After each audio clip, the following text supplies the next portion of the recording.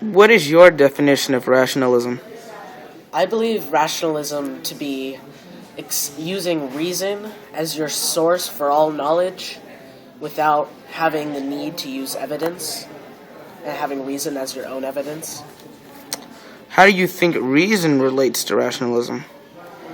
I think reason that it relates to rationalism, that reason is basically just accepting something that you have experienced and using that to guide all of your decisions and concepts. How do you use your senses when thinking rationally?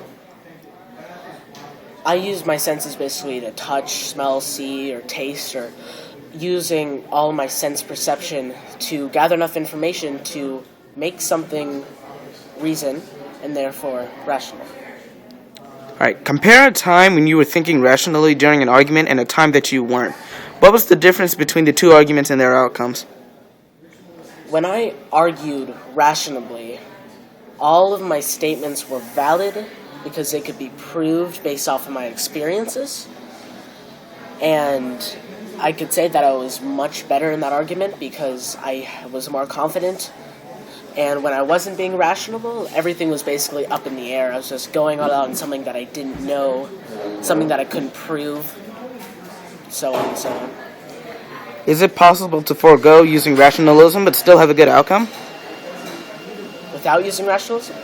Yes. Yes, I do believe it is possible because you don't often need just experience. You can use your internal beliefs, your common sense that you don't gain as you grow and change, that you can just use that when you were born.